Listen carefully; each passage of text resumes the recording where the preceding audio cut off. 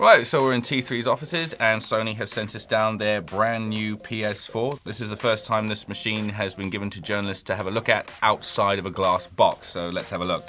As you can see, it's very, very sleek in its design. It basically looks like the Xbox One in a wind tunnel.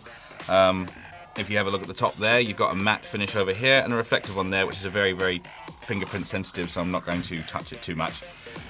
At the back, you've got several ports. You've got your HDMI, you've got your optical port, you've got your LAN connector, you've got your aux port, and you've obviously got a port for the power cable to go in. You've also got a huge series of vents back here, so this probably keeps the machine quite cool. At the front, you've got your USB ports, which are for the recharging of the controller, and your slot for your PS4 games.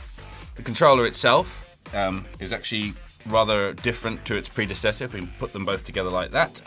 Looking at the side-by-side, the PS4 controller is a little more chunkier than its predecessor, but its joysticks are a lot smaller and they fit more flush against your thumbs. The face buttons and the D-pad are pretty much the same, except they're more flush against the controller on the PS4. The triggers are also a lot smaller, as are the shoulder buttons. Perhaps the biggest difference between these two controllers is obviously the addition of the touchpad, which you can click in to use it as a start button, so don't worry, your start button and your ability to pause your game has not disappeared into the ether. This is also used in conjunction with games. At a demo that we recently saw where you could use the touchpad in conjunction with a camera, that you could use it to flick robots from out of the controller onto the screen in front of you. The controller also has rumble filters inside it, which give you the impression that weight can be displaced inside it. In the same demo where we were flicking robots onto a screen, we could also pull the robots into the controller, and then when you rolled the controller from side to side, the rumble filters displaced the weight, so it actually felt like robots were rolling around inside your controller, which was pretty cool. You got your PS button, which is where you would expect it to be, but you also have a speaker just above that.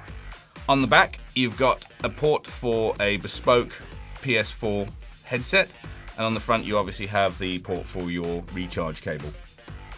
The other big addition to this controller is your share button, which allows you to instantaneously share your gaming god moments with all your friends on the PSN. Okay, looking at the PS4 next to the PS3, it's interesting to see that the PS4 is actually smaller than its predecessor, and this is a PS3 Slim, by the way. This isn't the big chunky beast that went on sale all those years ago. If I hold the PS4 over the PS3, you can actually see that the PS3 sticks out on either side of the PS4. A lot of people like to store their PS3 on its side, like so. I'm not sure I would actually try that with the PS4. I mean, we have been sent a stand for it, so apparently you can stand it on its side. But the stand itself, as you can see, doesn't really increase the PS4's base very much. So I don't know about you, I'd probably store this as is underneath my television set.